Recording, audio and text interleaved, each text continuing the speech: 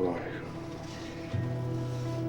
तीनों ताप वारण हरा दुखंता सुखरास ताको पिंडों न को लाके जाके प्रभा के अरदास एक ओंकार वाहिगुरु जी की फतेह श्री भगवती की सहाय लाल श्री भगवती जी की पातशाही दसवीं फिर भगवती सुर गए गुरु नानक ले गया फिर अंगदवर ते अमरदास रामदास से सहाय I do not believe Sikhism is a religion, her Govind the way you think of religion in the Western sense.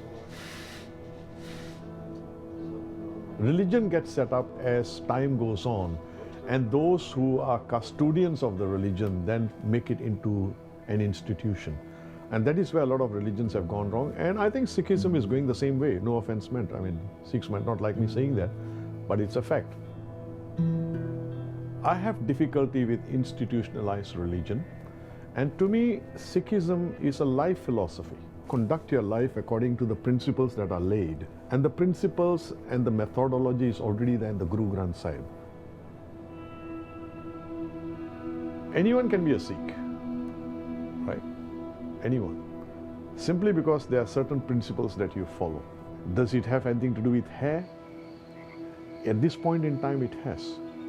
But if one chooses to be a Sikh without hair, then they have every right to be.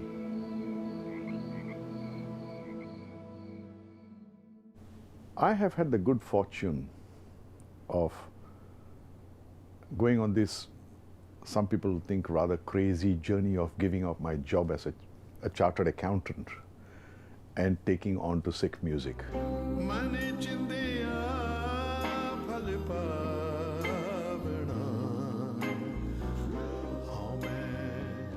More and more Sikh youngsters started doing it.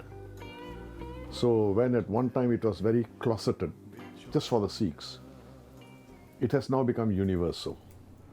I wanted to be able to give something fairly substantial to my daughters, my 3 daughters, to arm them for the future. And that was the reason why I went into taking our Sikh sacred music out of the confines of the Gurdwaras into the mainstream. Please give a very big Woodford welcome to the amazing Daya Singh World Music Group.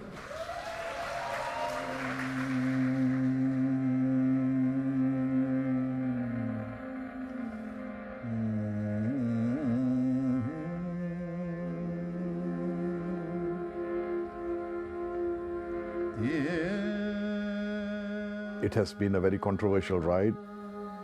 The hierarchy has not been happy with me. For example, I am not allowed to sing at the Golden Temple. I was told quite bluntly, look, we would like you to sing, but we will not allow you to have non-Sikhs sitting with you when you are singing. Of course, I have a problem with that. That's the sort of controversies which have gone on for the last 25 years.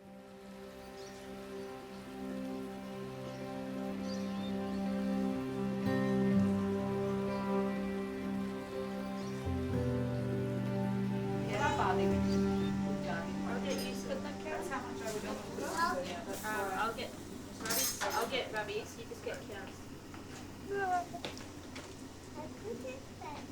Is it yummy? It's the dinosaur. Well, I was born a Sikh. The Sikh values is what I was brought up with. To be honest, to be hardworking, to be sharing. These are the 3 values. And to also accept everybody and to treat everybody with respect. What do I think it means to be a Sikh?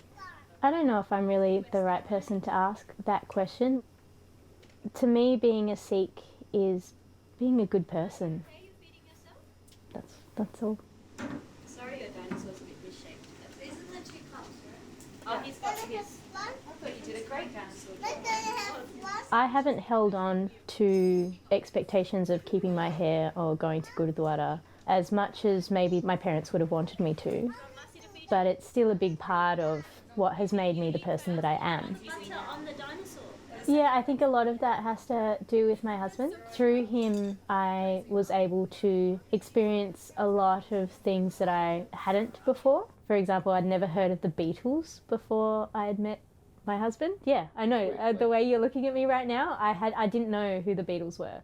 I suppose falling in love with Josh, I did foresee that it would be an issue. and I did try and not let it happen, as in to fall in love with him, but then I couldn't because he's so awesome. Pavan marrying Josh. Of course, like any good parent, I would have had my reservations, just like I probably would have reservations about any man. No man is good enough for my daughters. And then we had a bit of an issue because they wanted a Sikh sacred marriage. And as far as I'm concerned, a Sikh sacred marriage is between two Sikhs. So either you convert to Sikhism or otherwise this marriage is a sham. I don't know if you can convert to being a Sikh. Isn't it just a philosophy that you take on as your way of living? Josh was Daya's musician, had been already traveling the world with them, doing Sikh music to start with. That's making a joke, a mockery out of a sacred marriage. That's not right. We had that, and I kept to my principles, they kept to theirs, which is fine. My dad didn't attend my wedding, and that was part of his journey at the time. That's what he decided was right for him. And we haven't really ever spoken about it. He is what he is. He's a great musician, gem of a guy. And like I said, you would have heard Pavan's views. She is very much a Sikh. And how they're going to bring up the children, how they're going to bring up their son, I'll sit back and watch with interest. Yeah. I think there was a disconnect with what my parents wanted me to believe and what they taught me and showed me in terms of their role model, I suppose, for what was acceptable and what was not. Because I don't, for me, so many times on stage I heard Dad say that we're all equal and we're all brothers and sisters, and no matter what colour you are still learning and you're part of this journey of Sikhism in many ways, because it is a way of life, of being a good person. And so I never really took that as, but you still have to marry someone who's been born a Sikh. I didn't get that part of it. This is my studio. We've done a lot of recordings here. And music is my life. Harmonium is always open. Let me sing you our favorite.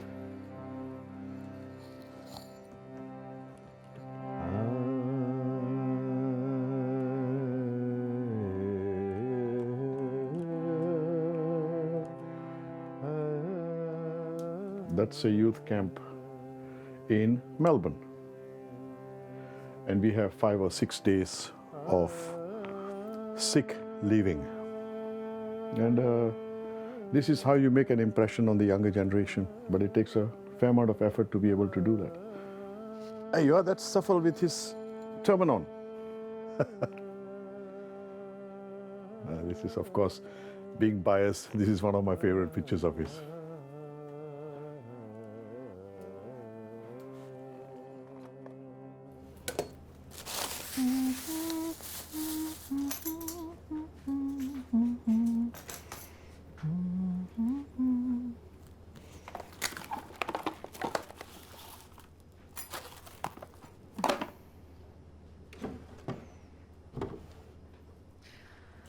So Safal doesn't wear a turban because he's chosen not to wear a turban. It was something that was done, I would suggest the right words would be behind my back, when he was 5 years old. And now obviously he feels that he doesn't want it anyway. But it was something that meant a lot to me. And it's not an easy task to keep a child's hair in the Western world in which we live. But it's okay. Everything happens for a reason and everything happens for the best. Because I don't have to fight with him now about keeping his hair, which a lot of parents of teenagers within the Sikh community have to go through. So that choice was taken away from me. And so therefore so were the fights, which is great. So I don't have to deal with it. As you know, Safal and Ravi, they haven't kept their hair. I am disappointed. I'm not going to deny that, you know. As personalities, we are also finding the difference between Kian, who wears his hair, and then Ravi, who doesn't wear, you know, his hair long. With that hair, you know, that personality he has, the other, they don't seem to have. There's something missing in their life. That's what we noticed. Don't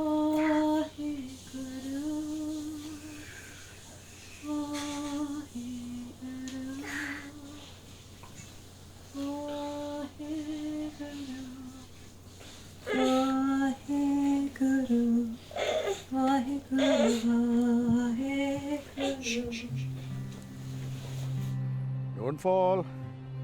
Don't fall. Give me a smile. Okay, hold on to Nana. Ready? Don't fall. When it comes to representation of the Sikhs today, it could be different in 50 years' time, I don't know, but today the representation is best by someone who is turbaned and bearded, because that is the universal identity of a Sikh. A lot of Sikh youngsters these days have a tendency of saying, oh, Sikhism is in here, nothing to do with appearance. And I'm saying, hang on, whatever is in there needs to be reflected so that the person who is in front of you knows that, this is a Sikh. I can go to him for help. Oh dear. What happened? Look at that mouth. You're all right. You're fine. You're fine. I'm not. Look at it. Look at the cat. The cat is looking for a mouse. You're a good boy.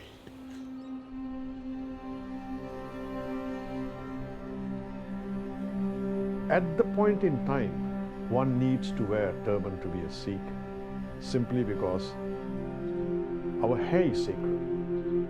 We keep long hair, we do not cut our hair. And to keep hair clean, you tie a turban.